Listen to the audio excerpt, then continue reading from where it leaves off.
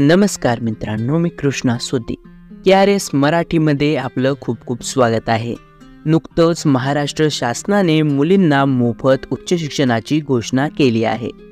त्याची अट काय असणार आहे, कोणाला या योजनेचा लाभ मिळणार आहे, कोणत्या कॅटेगरीला या योजनेचा लाभ मिळणार आहे, किती रक्कम सरकार देणार आहे, किती रक्कम पालकांनी भरायची आहे, ही सविस्तर माहिती आजच्या व्हिडिओमधून आपण घेणार आहोत.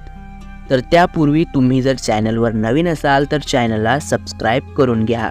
तर सुरुवातीला पाहूयात नेमकं या योजनेला अटी काय आहेत. तर सर्वात महत्त्वाची आणि पहिली अट या योजनेसाठी आहे 8 लाखांपेक्षा कमी उत्पन्न. जर तुमचं 8 लाखांपेक्षा कमी उत्पन्न असेल तर तुम्ही या योजनेसाठी पात्र आहात. तुम्ही मुलगी असणं, होय, यामध्ये कोणत्याही कॅटेगरीचा समावेश नाहीये. तुम्ही स्त्री असणं किंवा तुम्ही मुलगी असणं एवढीच या योजनेसाठी पात्रता आहे. आता सरकार नेमकी किती फीस भरणार आहे ते पाहूयात. तर सरकार एकूण फीसमधील ट्युशन फीस भरणार आहे आणि शैक्षणिक फी, परीक्षा फी देखील सरकारच भरणार आहे. तुम्ही कधी कॉलेजचं फीस स्ट्रक्चर पाहिलं असेल तर त्यामध्ये लायब्ररी चार्जेस, ट्युशन फीस, परीक्षा फीस आणि काही डिपॉझिट्स असतात. तर सरकार यामधील ट्युशन फी, परीक्षा फी आणि शैक्षणिक फी भरणार आहे.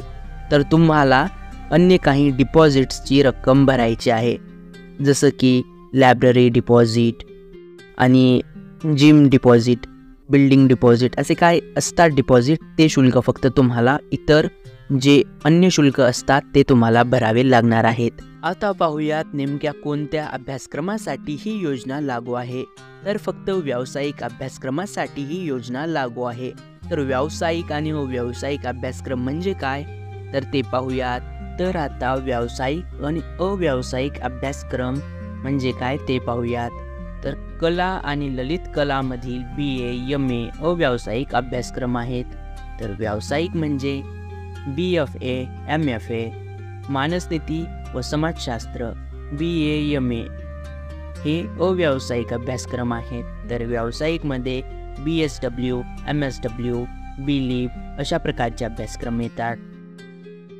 तर वाणिज्य आणि व्यवस्थापनमध्ये BCom, MCom हे अव्यावसायिक अभ्यासक्रम येतात. तर व्यावसायिकमध्ये BBA, BBS, BBM, ECom, BSA अशा प्रकारचे अभ्यासक्रम येतात. विज्ञान शाखेमध्ये BSc, MSc हे अव्यावसायिक अभ्यासक्रम आहेत. तर व्यावसायिकमध्ये MCA अशा प्रकारचे अभ्यासक्रम येतात.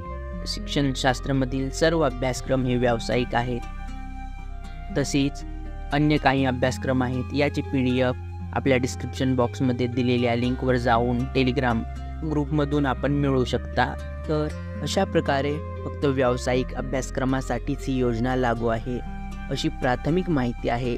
लवकरच शासनाचा अधिकृत GR प्रसारित झाल्यावर त्यासंबंधी अतिरिक्त विस्तृत माहिती आपल्या चॅनलवर सर्वात अगोदर मिळवण्यासाठी आपल्या चॅनलला सबस्क्राईब करून घ्या. व्हिडिओ आवडला असेल तर लाईक करा आणि जास्तीत जास्त गरजू लोकांपर्यंत हा व्हिडिओ पोहोचवा, जेणेकरून त्यांचेही पैसे वाचतील.